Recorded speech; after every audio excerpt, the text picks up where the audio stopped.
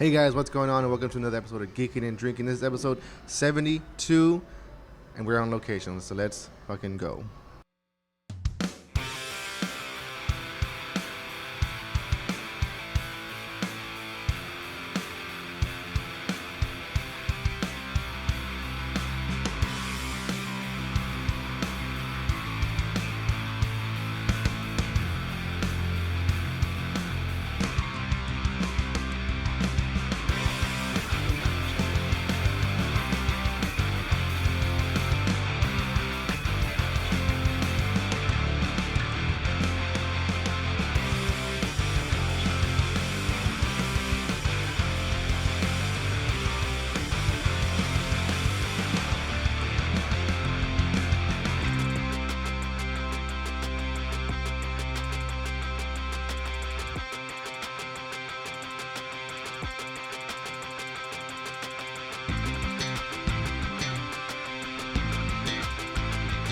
Hey guys, and like I said, welcome to another episode of Geeking and Drinking. I'm Eddie. I'm Steven. And we are joined by Wes Burbank, head brewer at Flix Theater / Brew Pub. Flix Brewhouse. Brewhouse. My bad. It's close. That's what it said on the Google. Okay, Brewhouse. Yes, sir. Flix Brewhouse here in San Antonio, Texas, located off of 1604. And what would we say, like in the west? 1604 in Petrenko, right near SeaWorld. Yeah, so, yeah, man, like I said, we're sitting down with Wes, the head brewer here, and, we got to walk around the place and get a feel for everything. I've never personally been here. Have you, Steven? No, sir. But, I mean, right off the back, I'm loving it, craft beer, movies, what's not to like? Good food. We had some food a little while ago. But other than that, man, how are you doing today? Well, good. Thanks for asking. I just got back from a big road trip actually a few days ago, so I'm glad I was still able to make it for you guys. Yeah. I did 6 days, 2,800-mile road trip. I delivered 5 different breweries beers up to Denver for GABF. Oh yeah. Great American Beer Fest. So nice. Yeah, it was a nice little road trip. Yeah. And you drove the whole way? Yeah. I did. Yeah. How many beers are y'all featuring? Did y'all feature up there? We submitted, I believe, 8 beers, which is the maximum. So, yeah, I've got, and one of them is a collab that we did up with Barrelman Brewing up in Bernie. That was our collab entry. So 7 of our beers and 1 collab. And then, I did a big road trip. So I took Barrelman's beers up for GABF. He had a couple entries. Went to El Paso, picked up all the Flix El Paso beers, and then a brewery right near Flix El Paso. I grabbed his stuff too. Up to Albuquerque, grabbed Flix Albuquerque stuff, and then up to Boulder. It was quite the road trip, but it was fun. It's kind of like it's all places other than El Paso, I've brewed in Albuquerque and Santa Fe and Denver before, so it's kind of a nice little circle. Yeah, it was kind of just like a nice work sponsored road trip of like my brewing history and past. So. Yeah. So speaking of about your brewing history and your past, give us a little insight about your brewing adventure. Like where you started, how did you get here into San Antonio? Sure. Okay. I moved here to Texas about a year ago. Actually, I think this week was my 1-year anniversary for Flix. So yeah. I'm pretty new to Texas. Born and raised in Littleton, Colorado, South Denver. This is my 11th year brewing professionally. Mm-hmm. I started off in this little brew pub just outside of Breckenridge, Colorado. Called Backcountry Brewery up in Frisco. I was there for, I think, 3 or 4 years, and then just kind of started doing some rounds and getting some different size brewery experience under my belt. So I did the brew pub thing for a while. I brewed at Left Hand Brewing. Oh, nice. And then I went from there. I went to Dry Dock, which is in like Aurora, Colorado, like kind of East Denver. Mm-hmm. One of the bigger breweries in Colorado that only distributes to Colorado. And then I went to Arizona for a hot minute after that to run a brewery out in Phoenix. That didn't work out, and that's all I'll say about that. And moved back to Denver. Started working at a brewery called Crooked Stave. It's that they do like mixed fermentation, spontaneous fermentation, like sour stuff. Okay. Wild and sour stuff. So, kind of caught the bug of sour. There, working there as there were just two of us brewers there at the time. So I was pretty deeply involved with the brewing side at Crooked Stave, and then left Crooked Stave for no reason other than I was just ready to run my own brewery. So yeah, I still have a good relationship with Crooked Stave, and then I took a job up down in Santa Fe, New Mexico, at a place called Rowley Farmhouse Ales. I was there for I think three years. We were very fortunate. We won a bunch of awards. You know, we won Small Brew Pub Brewer of the Year at 2019 Great American Beer Fest. Nice. And most awarded brewery overall for the competition. So that was pretty exciting. And then that same week we won that, we were on the Food Network for Diners, Drive-Ins, and Dives. So like our beer was getting featured and getting it recognized. Our food was getting recognized. And that was about the best week any small business owner could probably ever ask That's for. Awesome. Even to this day, some whenever those episodes re-air, I get like texts and stuff. It's like, oh, I saw you on TV.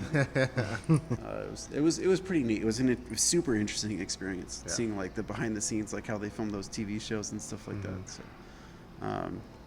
COVID happened, and that turned the world upside down. So, I left Raleigh. I took a job at this brewery called Ex Novo down in it's Albuquerque, but it's Corrales, New Mexico. It's like this little tiny village north of Albuquerque. It's like, there's like one road in and out. People it's like farmland. It's like super bougie, super nice. People will like ride their horses up to the tap room and stuff like that. Yeah, it's like one of the but it's like just outside Albuquerque is a fairly major city, so it was kind of like this unique little like section of Albuquerque that was really neat. So yeah, I was there for a year. I was the lead brewer and R&D brewer and like in charge of all the sour stuff in the barrels, and nothing but great things to say about Ex Novo. New Mexico just wasn't really for me. So I linked up with Will, who Flix has a location in Albuquerque. So I linked up with Will, and they needed someone to run the location out here in San Antonio. So Will, our Albuquerque brewer, is kind of like the boss of all the brewers for Flix for our 9 locations. So we kind of talked about it, we worked on it, and moved out here. Took this job about a year ago. Yeah. So. Yeah, so it seems like you from Colorado, you just kind of touch each state on the way down here to Texas. It kind of seems like that. Yeah. Warmer and warmer climates. Yeah. So how you liking Texas so far? I mean, it's been good. You can be honest. No, I'm just kidding. Politics aside and human rights issues aside, like San Antonio's been great. And I love the location of San Antonio inside Texas. I love being able to go up to Jester King. That's more my speed. It's like mixed culture, stuff like that. Yeah. So we're so close to Austin. We're so close enough to Houston. It's kind of a nice hub where I can like get to different places. San Antonio's been great too. Like everybody's been super welcoming. I've truly enjoyed my 1 year so far in San Antonio. So, Oh, nice. Cool. Yeah, it has not been what I thought it was when I took the risk and took this job. Everything has actually panned out like really well. So yeah, that's awesome. I'm super happy to be here. Yeah. So I mean, obviously, I think like Denver is probably one like the mecca of like microbreweries, and they have a lot of them out there, I love Colorado. I've been up there a few times and tried doing a couple brew tours there, but I've had some misfortunes every time we go. It's kind of like my Austin here. Every time I go to Austin, something always happens. Mm-hmm. The 3 times I've gone to up in Colorado, well, the first time was just for work, so I couldn't really do much. The 2 times, just had family that they didn't want to do much. I was like, okay. And the second time that where me and my wife and my son went, I got sick, and I was man. so That's I rough. really haven't been able to experience Colorado the way I really wanted to, but we did as much as we could there. We stayed up in Denver. We visited Colorado Springs, Boulder. So I love it up there. And then just past summer, we were in New Mexico as well. We went to Ruidoso. Oh, very And nice. hit up a couple of breweries that they had there, and it was pretty good. It was really nice. So we really want to go visit Albuquerque and some of the breweries over there as well. Absolutely. It's kind of a sleeper city. Like, it's in terms of like bigger cities in the U.S., it's a relatively small city, but like there's actually some pretty good beer being made in Albuquerque. Yeah. Yeah, and that's actually what I was going to ask was like, I mean, Arizona, New Mexico, and now here in Texas. I mean, you've been in the craft beer game, and it seems like in each of these states. I mean, what would you say is? I mean, not I wouldn't say it's the best, but like as far as like really up and coming, like what would you say like Texas ranks among those three or whatever? I think Texas has the most potential for sure. The stuff I see here in San Antonio and Austin, I'm not particularly familiar with Dallas or Houston, so I can't really speak on those. But, that was part of the appeal for me to move down here is, we don't have like a super established beer scene here in Texas. And I think that's kind of exciting. Like, New Mexico is kind of, if kind of behind like modern times, if you think of like, in terms of like, Colorado or California, New Mexico seems to be a couple years behind Colorado, and that was almost kind of predictable, which was nice. And I'm not saying that in a negative way. It's just, everyone goes through like kind of the same learning curve of like getting into craft beer. It's like, you have your crazy IPA phase with like the super bitter West Coast IPAs, and then that goes away, and then the hazies, and then the sours, and the pastry stouts. Like it's all like they all kind of follow like a little bit of the same curve. So Yeah. San Antonio and Texas in general is, we just don't have a lot of really anything that's like ours as Texans, right? Like in terms of craft beer. So I'm really excited to see how it goes in the next few years. I think there's going to be a couple breakout breweries, and like I think we'll probably find our own thing that is Texan. Yeah. That will be like, kind of an interesting thing into craft beer, where it'll be like a unique voice inside of craft beer, and I really think that we're getting close to that. Yeah, I kind of feel like, I mean, and I'm not trying to like down talk any brewery or anything like that. I mean, I love most of the breweries here in San Antonio. I kind of feel like for a little while there, they were trying to really hit that like sour kind of chamoy type of beer, and just like it wasn't hitting for me. Like, I mean, there were some of them that were like fine, but then like there were some that just like they're real like misses. Just like I don't want that to be our thing. Like I get it, like Piccadilly's, they're all that chamoy stuff. I love that stuff, but it's just like as far as Beer wise. and beer wise, like I'm just like maybe not. Like it's we don't have to make that our thing, but. Like I know Martin House, really famous with their pickle beer, Oh yeah, they do a lot of sours. Yeah, they do a lot of sours, and again too, like I mean, I love a lot of their beers, but their sours are real hit or miss sometimes. Blue Owl, I think Blue Owl has a really good sour, because they're pretty much like a sour beer brewery up in Austin. Oh, and, sure. Like one of the ones he got, I think one time was like a sour IPA. I was like, oh, that's interesting. Like I never had a sour IPA before, so. Yeah. And I'm a big sour guy. Like he knows it. Like he's like, I don't know how you drink this stuff. I was like, but I love sours. I mean, I think like one of the first. I mean, at that it was from Thirsty Planet. It was that Cosmic Butterfly, right? It was a kettle sour. Yeah. Real low in alcohol, but the color was beautiful. That was probably one of the first sours I had. It was refreshing, but. Yeah, like I mean, I only had maybe like one or two sours, and I'm good. Like That's fair. Yeah. I mean, are those kind of some of the beers that you like brewing, like sours, or what type of beer is it that like that you kind of get the most fun out of brewing? Sure. I like making real sour, like mixed fermentation, mixed culture stuff. So sour beer that takes a couple years to make. Yeah. I'm not super keen on the kettle sour stuff. I do it here, and I actually do feel like we do a pretty good job here of doing that. Like we've got a key lime pie on right now that's pretty good. And we when the first weekend we released it, I had the bartenders rim the top of the glasses with graham cracker crust, like super crushed up graham cracker crust. It was embarrassingly good.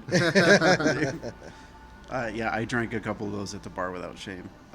See, I like making like mixed culture stuff, but I think aside from happening to fall into doing sour beer for a living, like I like making German lager. So, like this Oktoberfest is this is more of the speed of beer that I like to make. Yeah. I'm gonna tell you what. I'm also I love Oktoberfest. That's kind of like what it got me into craft beers. Every time this time of year, he's like Oktoberfest. He starts buying them all. I'm like, oh yeah. And this is one of the best ones I've ever had. Oh, thanks, especially man. here in San Antonio. Because like you said, some people always put try to put their twist into it and their Texan twist into it or something, and it's either a hit or it's a miss. Sometimes more likely it's always going to be a miss, but for the most part, this one is really good. Thanks, man. The flavors on point. I mean, I'm really enjoying it. It's really refreshing as well. So Thanks. it's really delicious. Yeah. You need to try it one. yeah, I'm definitely that's the next one to get. I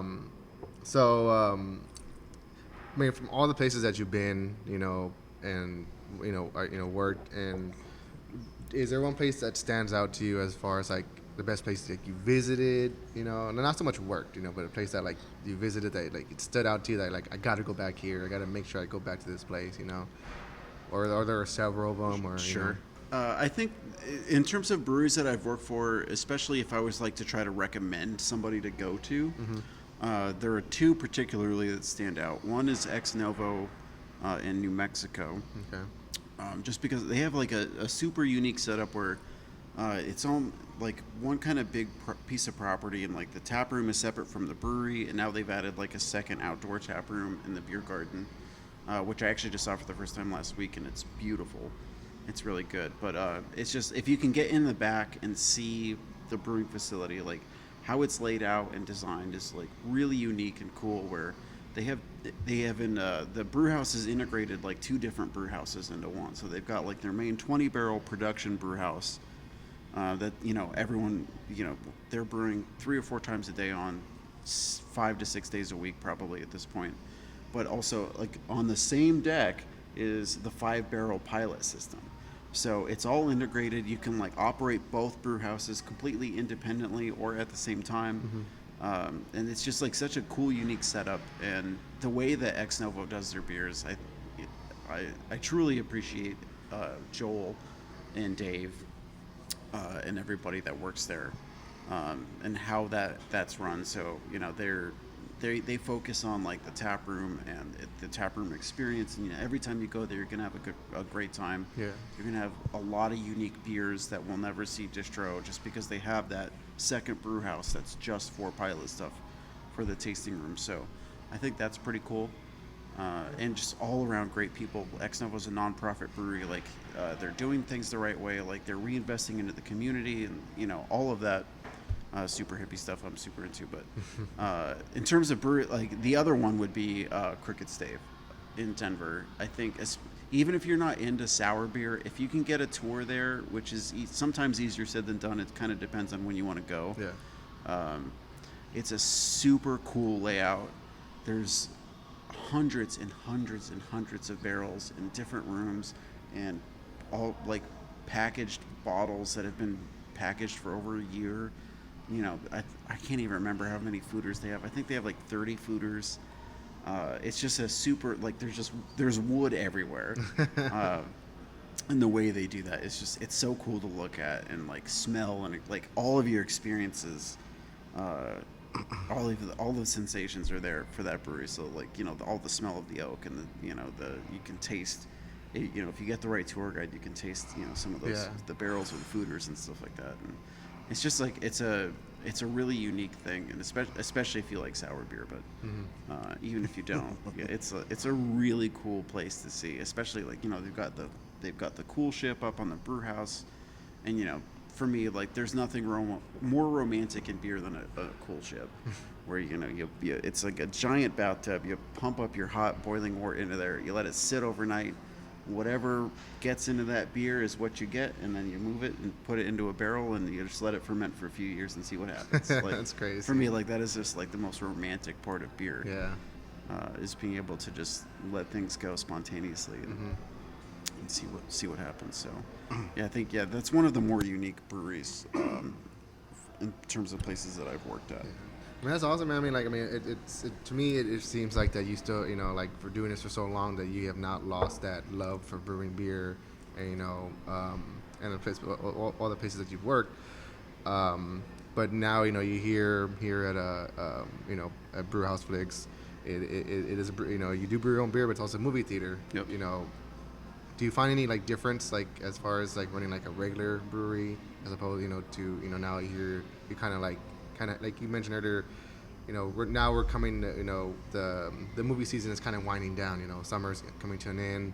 Not much is being released. Do you find those type of things affecting like your brewing process, or like what you're gonna brew, what you're gonna release, or anything like that?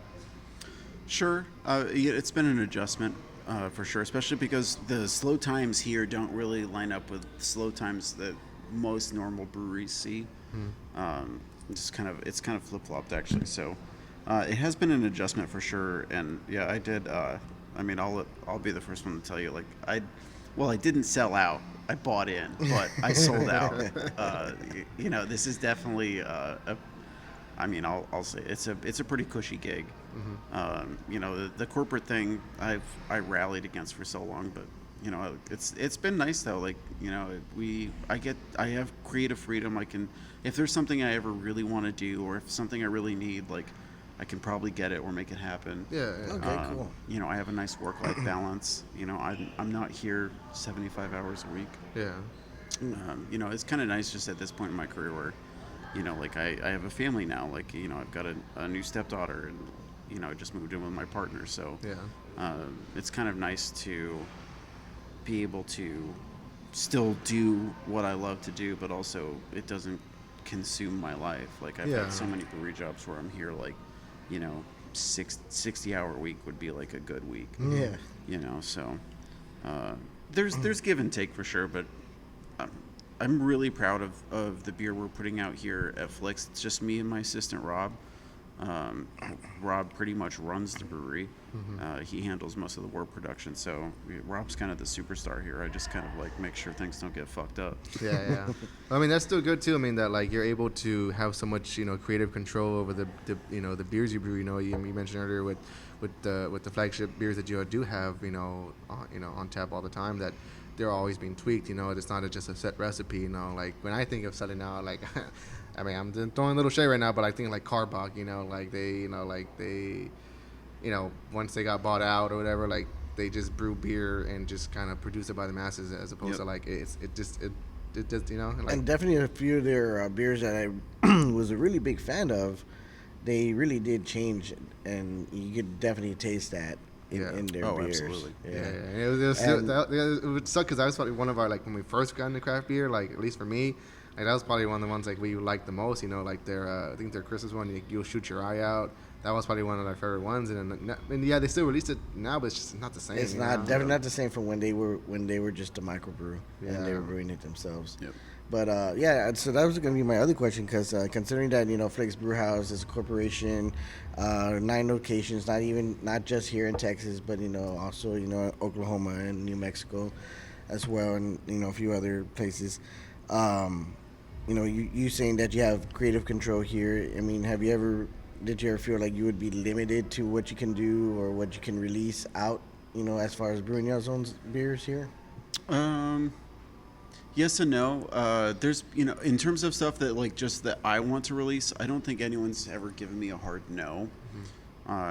Definitely I've suggested some things, and I think if I really pushed for it, I could even get it. Like doing, like some of the smoothie sours and like some of these ridiculous beers that it's like this may sell, I don't know.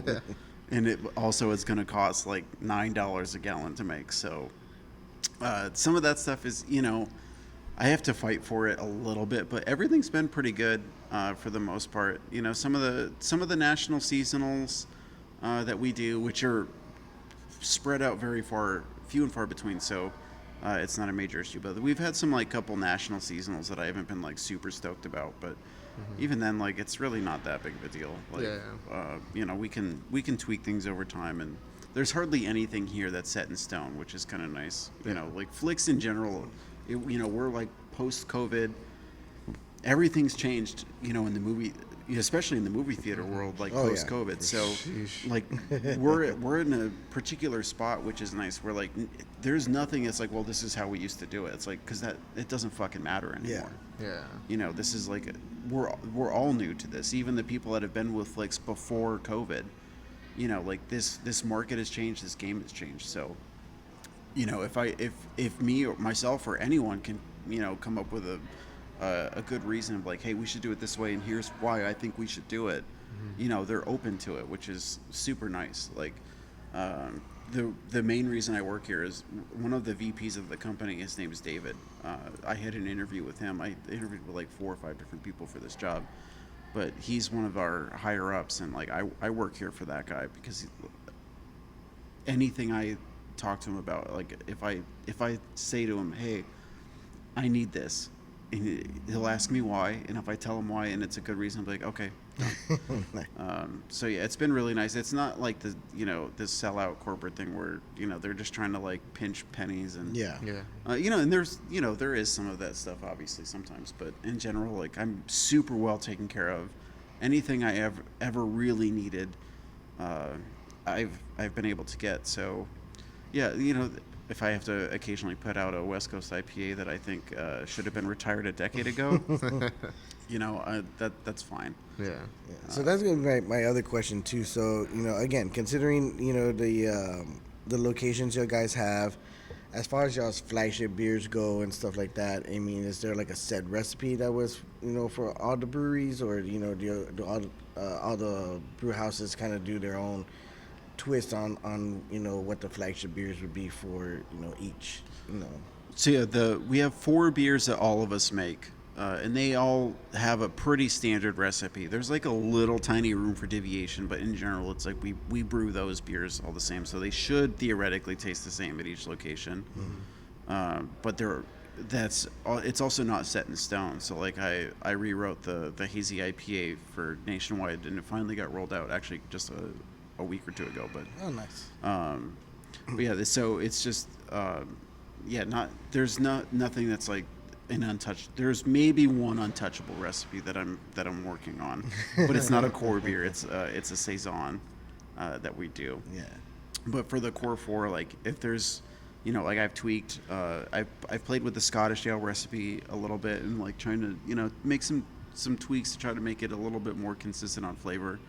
And the hazy IPA recipe I pretty much rewrote from the ground up, and that has gotten rolled out. So yeah, it's nice. So like, yes, we do have recipes that we all do, but if there's reasons in justifications to make those recipes better, it's on the table. Yeah. Oh, okay. And that's pretty awesome too. But as far as like, I mean, again, you know, you're, you know, aside from being, you know, a brewery, you're also a movie theater. You know, you get a lot of casual moviegoers, you know, that just, you know, probably come across your theater, want to come in. I mean, do you see a lot of, you know, I guess, like customers that come in for the beer, or like they kind of try, you know, want to try out, like, you know, they come in, they see, oh, you got beers on tap, let me try it out. You know, like your customer base. I mean, do you see it? Do you see them being a lot more beer lovers, or just like moviegoers, or is it a mix of both? I think mostly movie lovers. You know, we do get some people that are into craft beer, because, you know, you still can come to my place and sit at the bar and have beers. Like, you don't have to come and, you know, see a movie or anything like that. And we've got plenty of space in the bar. But in general, yeah, most of our customers. This guy looks like Weird Al. It's Jenny Ratcliffe. Yeah, we get a bunch of people coming in that, you know, they might be a little bit into craft beer. They're willing to try stuff, which is all I ever ask for. Yeah. So yeah, like I try to keep most of our beers like pretty mainstream without doing anything like too particularly crazy. Just because, yeah, I'm trying to appeal to a pretty wide base. But yeah, I mean, if we start getting more like, you know, of a beer centered clientele that comes in, you know, just for beers, like, you know, once or twice a month, that are just here for the beers, like, I am more than happy to make more beer nerd beers.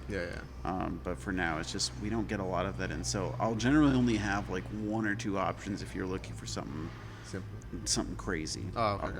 Otherwise, yeah, it's like, you know, I had a strawberry blonde on during the summer that was really nice.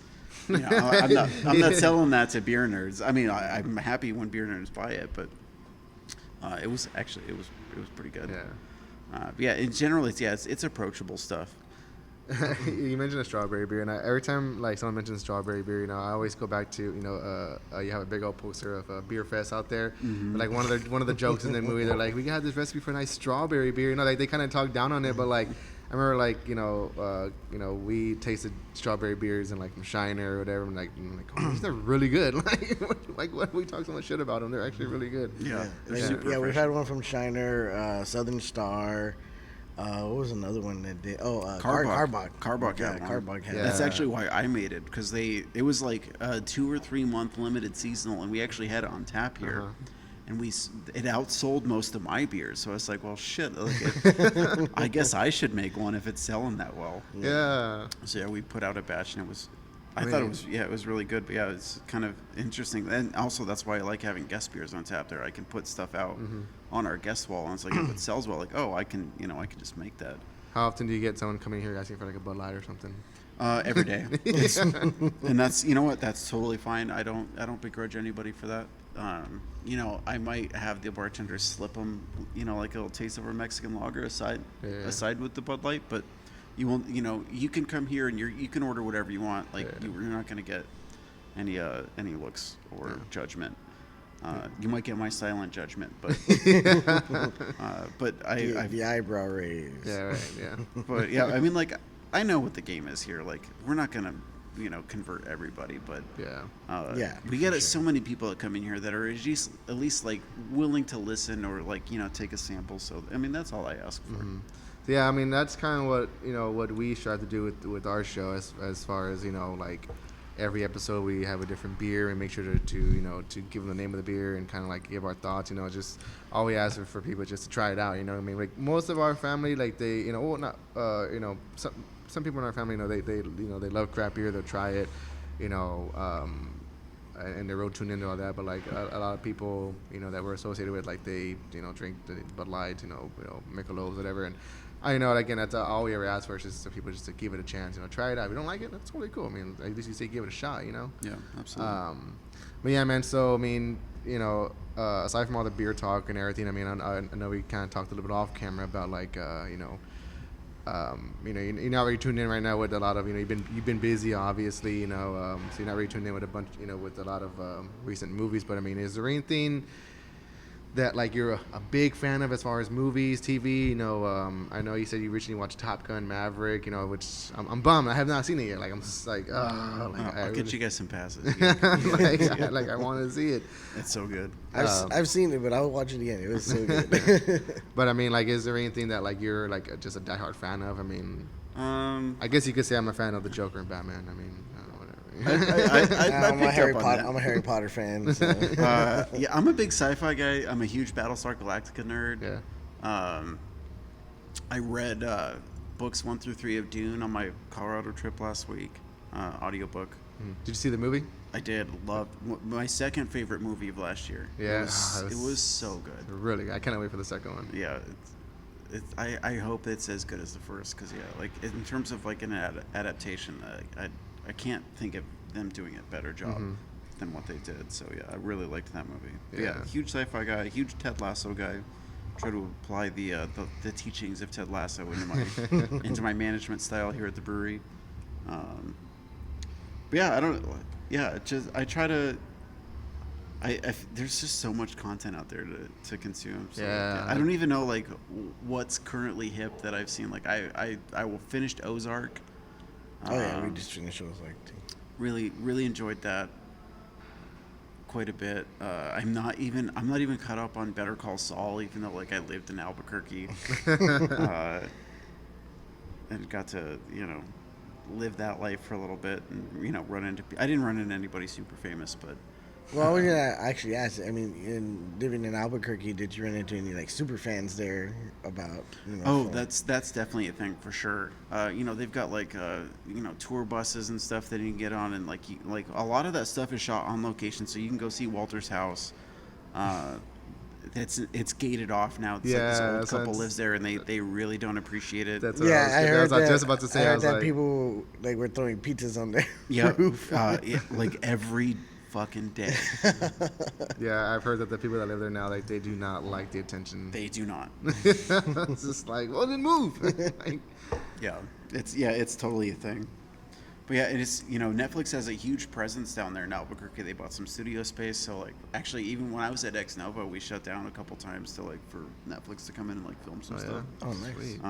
So yeah, it's kind of interesting to see like, I'm just a fan. Like, I never really want to be anything more than that. But it's kind of cool to see like some behind the scenes stuff and like how, like it was just some random Netflix movie that probably nobody watched, but like seeing how they like broke down the location and like, they basically redid our tap room for 24 hours so they could film a couple things in there for like a coffee shop kind of thing. And then, come in the next day and it's just like everything was the way before they came in. But that was cool. And it's been pretty interesting. But yeah, there's definitely some huge super fans in Albuquerque for sure. And yeah, a lot of that stuff you can go down and see. It's pretty neat actually.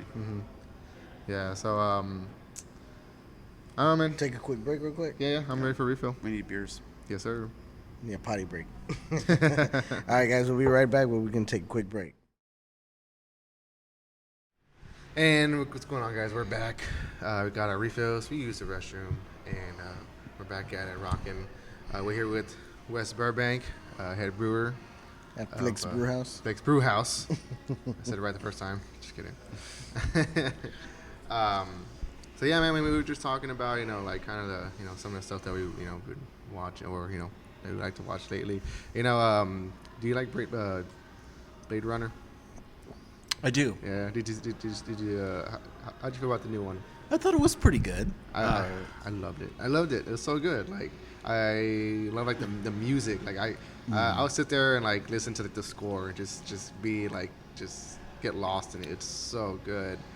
But yeah, those are like that type of movie, like Prometheus. Like I know he's not a big fan of Prometheus. I know Prometheus kind of gets like a bad rap. That's probably one of my other favorite movies too, just because like the scope of things, the scale, like how big it is, and like just how it looks. Those are some of my favorite movies. It's not that I'm not a fan of Prometheus or the Alien movies. It's that the Xenomorphs just creep the crap out of me. That's fair. I mean, I saw the first one before all the other ones came out, and so that thing, that was scary as fuck. That's fair. Did you ever get a chance? I mean, I don't know if you have, but that new movie Prey on Hulu. It's I haven't watched it yet. I heard that it's really good though. Yeah, I mean those Predator movies. I mean, like obviously you get the first two. They're classics. Then the first one. And then they make Predators. Where they all go to the planet. That one was good. And then I think the one was released a couple years ago, The Predator. Yeah. That one, I can't stand that one. I think that one was just complete garbage. So I don't think anybody liked that one. It was terrible. And then so when you get this one, like I was like, kind of going back to, just the root of things, like keeping it simple, and that's pretty much what that movie did. It keeps it very simple. Yeah. It's very good. And I also like the fact that they, not only shot it like original, but they also shot it like in their own like native dialect. Absolutely. With Amber Myth Thunder and even then too, like if you watch the original one, like they do speak a lot of their own dialect with their subtitles and whatever, but they go in and out of English or whatever. So yeah, I mean it's kind of weird just to see them speaking English, but it's like it's fine. But it's actually a really good movie. I highly suggest you check it out. Yeah, definitely need to see that one for sure. Yeah, man, this Oktoberfest is really good. It's really smooth. It's not like flavor's not like there's some Oktoberfest out there that like you drink it and like it's just like really really strong with the flavor. This is actually really like smooth and I like it. Thanks, man. What do you think about the hazy? It's good. I really like it. You can tell me if you don't like it. I don't have feelings to hurt. So. No, I really do enjoy it. I mean, I'm really not a big IPA guy, but I will give anything a once over. And trust me, if I didn't like it, they're gonna be like, yeah, I'll trade you. What's funny is that when we first started the show, like me and it was us two and our little brother, and so I mean I think that the first couple of shows we did, we just did Oktoberfest. I think the very first show we did, Freeto's October Fiesta. And then, so we, every show, like one of us would bring, some beer. And for the most part, me and my younger brother would bring IPAs. And start of the show, he's like, I'm not a fan of IPAs. And like, kid you not, most of our shows nowadays are just IPAs. I'm like, and it comes to the point where I'm even like, bro, we gotta change it up a little bit. What are we doing? But now, like Box, he's a big fan of Box over here. Box, Ambers. I like. I was also thinking the Scottish ale, but I really wanted to try the hazy. What else? I like porters, stouts, stuff like that. So speaking of which, summer's ending, fall's coming around. Pretty soon we're gonna have the winter season. Anything planned for around the winter, holiday season? Any kind of holiday beers or anything like that? Do you guys do? I've got some stuff coming out. We currently have an oatmeal stout on tap right now, just because it was a GABF entry for me, so put it out a little bit early, but I needed to get it done. So we've got that. I'm gonna do a candy corn beer for Halloween. The haters are gonna hate, and I welcome it. That's fine. I'll try it, but I'm not a candy corn fan. Trust me, there's plenty of them out there. So, whatever it takes to pay my bills. But we'll have a candy corn cream ale. Ooh, okay, that sounds interesting. Yeah, so it's already gonna have corn in it, also. So yeah, we'll see how it goes. I've never made one before, so hopefully it doesn't suck. But yeah, then I'm sure I'll do some imperial stouts. I have a barley wine for sure on the books that'll probably actually brew probably this month in September to release in December. Oh, nice. So yeah, definitely a barley wine, maybe a winter warmer if I have the tank space for it. Mm-hmm. Yeah, nothing too crazy, but I did a pastry stout last year. I did a couple different stouts. I did like just a big imperial stout. I did a pastry stout with coconut and vanilla and marshmallow fluff. Ooh. That turned out pretty good. I'm not a huge coconut fan, but it did have some nice like smoothness to the beer that was actually pretty pleasant. Mm-hmm. So yeah, like nothing probably too crazy, but for sure we will definitely get into the big dark heavy beers for winter time. So should pair pretty well with some movies that are coming out. Mm-hmm. So earlier you mentioned about an imperial stout, and this is a question that I think I'm gonna start asking a lot of our guests, especially that are like tuned into like making beer and brewers, stuff like that. We recently asked it to a friend of ours who was on the show a couple episodes ago. What makes an imperial an imperial? ABV. Just the alcohol content? The alcohol of volume? There can be more nuance to it for sure, but essentially, yeah, like an imperial IPA is... Like a double IPA. Yeah, so double IPA means imperial IPA, like double I, not double IPA, just IPA, imperial IPA, double IPA. Okay. Oh, okay. Yeah, so that's what double IPA started as. But essentially imperial anything is just like a higher ABV than normal is basically how I describe it. Yeah, that's pretty much what he said too. He goes, it's just the alcohol content. He goes, you get a double IPA and it's basically that's an imperial. It's just whether or not what these people want to call it. They want to call it imperial, they want to call it double. It's just, it's one and the same. I'm like, huh, okay. I was like, I never, because I might have been like, imperial. I'm like, that sounds like, why is it called that? But, Yeah, double IPA is essentially imperial IPA. Mm-hmm. It's just another different way to say, IPA. So. I. So, I mean, what are some of your go-to beers to drink? I mean, get off of work, you're going to get a beer, like what are some of the beers that you like to drink or your Natter go-tos? Days. Yeah. There's usually Natter Days in my fridge. Probably Yingling and a good Helles or Pilsner if I can find it. Mm-hmm. So like light stuff. Or frankly, at home I drink whiskey.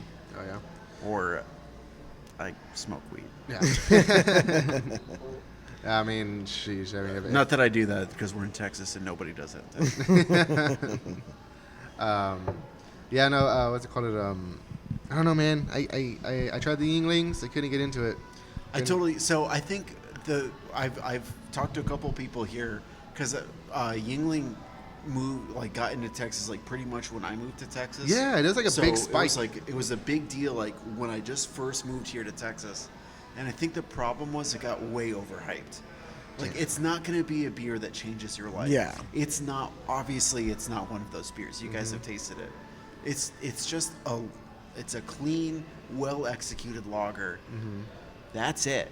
Yeah. So yeah, like I saw that when I first moved here. Everyone's like, "Oh, Yingling's here. I got to try this." Oh, that was disappointing. Well, it's like, well, what did you expect? Like, it's not going to be a beer that blows your socks off. It's not supposed to be. It's just, it tastes the same every time. It's clean. It's it's a little bit dark, which is nice. It's like an amber lager. Yeah. So, it has a little bit of depth of flavor to it. But yeah, I think the biggest problem was it just got so massively overhyped that people were just like, I don't get this. I don't get it. Why? Yeah. Because they came, from Florida? Pennsylvania. Pennsylvania. So, Well, just kidding. Well, no, because a friend of mine would bring me Yingling when he would go to, like, Florida or somewhere, over that direction. So he was like, hey, I'm going to go over here, I'll bring you back some, a case of Yingling. I was like, oh, hell yeah, because, again, I liked it because it tasted good, but it wasn't anything special. So then when, they announced that they were going to start selling it here in Texas, I was like, oh, all right, cool, awesome. I would start buying it here, but then, like, like you said, everybody was like, I don't get it, that was it. Like, I was expecting, I was like, well, no, it's like, it's just, you're either going to like it or you're not, It's not gonna change your world. It's not gonna blow your mind or anything like that. No. It's just, It's just a good, clean lager. Yeah. That's it. And I recently saw in the store that they released their own Oktoberfest. I saw that. I haven't tried that. Yeah, I was like, huh, Yingling Oktoberfest. I'm like, it's worth a shot, I They're guess. still a craft brewery. Are they? Okay. Technically. Yeah. Do you consider Shiner a craft brewery? Shiner doesn't consider themselves a craft brewery. No.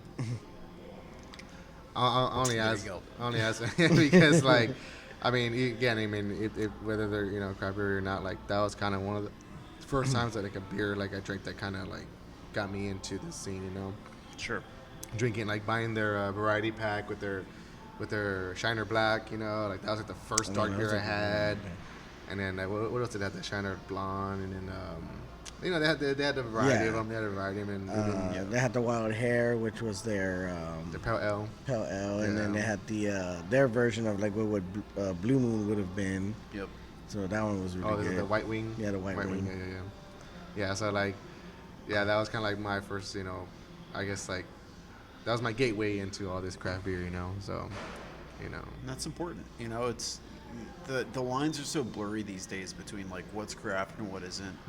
With all these acquisitions and stuff like that. So honestly, like, if you like the beer, you should drink it. Like, you shouldn't not drink something just, oh, this is corporate beer or whatever. And I know this, I work for technically a corporate brewery or whatever, so take whatever I say with a grain of salt. But like, there's still, obviously I think everybody should support local and support independent breweries and all of that, and like that is actually pretty important to me. But at the end of the day, like, if you need something for your house and like that's what you like, don't feel shame in buying that. Like, you're still making something that it may be a lot of people, but it's like, this is something that someone made, and it's still a craft beverage, even if it's massively produced. Yeah. So yeah, like, don't ever let anybody tell you that, oh, you shouldn't drink that because it's corporate or whatever. Like, I drink plenty of corporate mass-produced bullshit.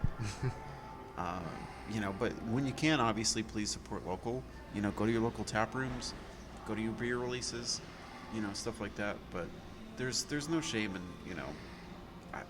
I always have Natter Days in my fridge, and or White Claw or whatever. Yeah. Because when I'm at home, I drink whiskey anyway. So Yeah. but if I'm out back like grilling for 5 or 6 hours, if I'm doing ribs, like, I'm not drinking IPAs all day. Yeah. No, like, I'll be falling down, passed out before the ribs are done. So yeah, like, I'll drink my lemonade Natter Days, and it's all good. Yeah. Well, shit, man. Yeah. Man, bro. Well, I mean, I want to thank you so much, for inviting us over, giving us a tour, your hospitality, giving us your time, more than anything.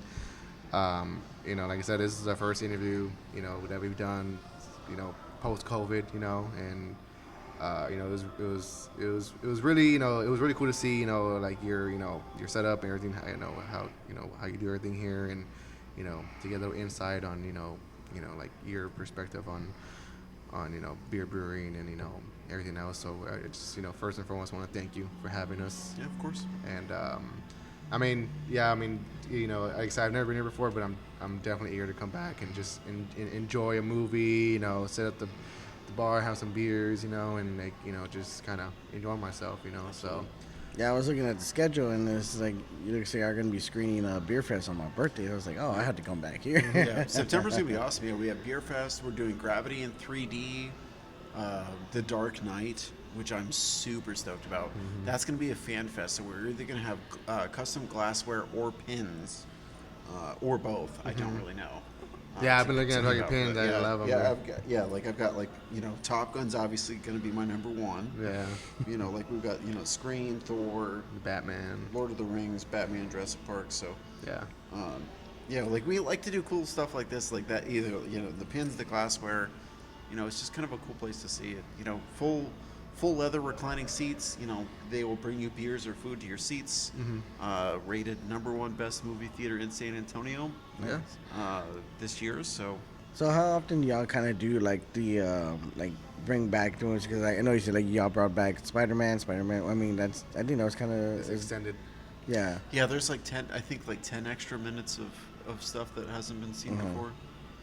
So it honestly, it truly depends on what our content schedule is. We are a first run movie theater first and foremost. So like all the major movies that come out, generally we're gonna get. Some of the smaller stuff is kind of hit and miss, and we try to get what we can. Like we were able to get Everything Everywhere All at Once. Highly recommended if you haven't seen it. It's so good. Fucking amazing.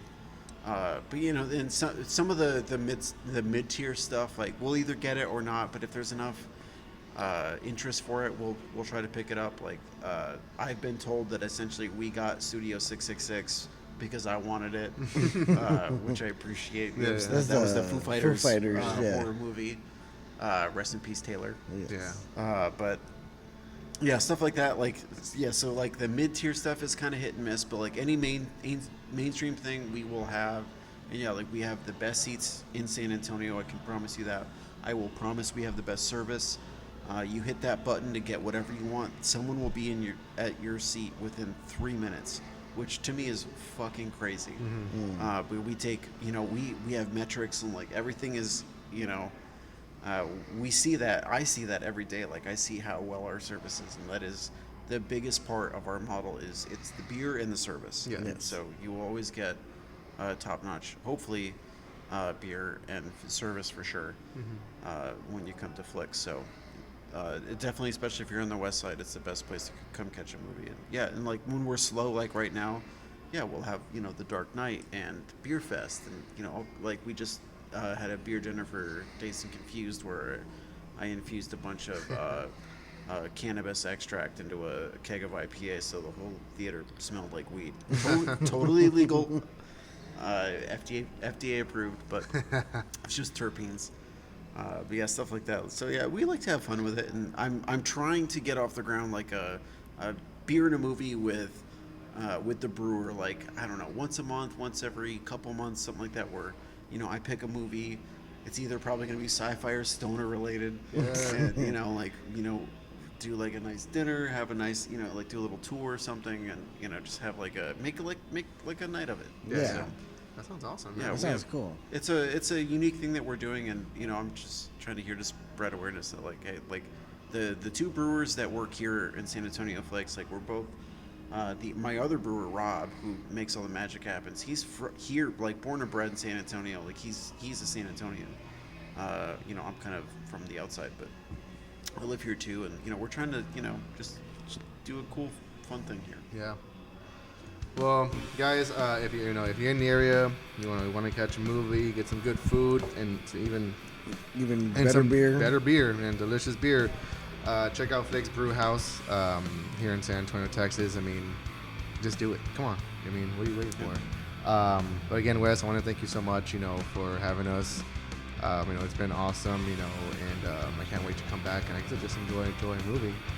But I think that's it for today, guys. Make sure you guys follow Flix Brewhouse on Instagram, Facebook, Twitter, all the socials. Keep up to date with what they're doing, like what they have going on. Like I said, like Wes just said, this September they're going to be screening a Dark Knight, Gravity in 3D, Beer Fest, Half Blood Prince. I saw that one too. Yeah.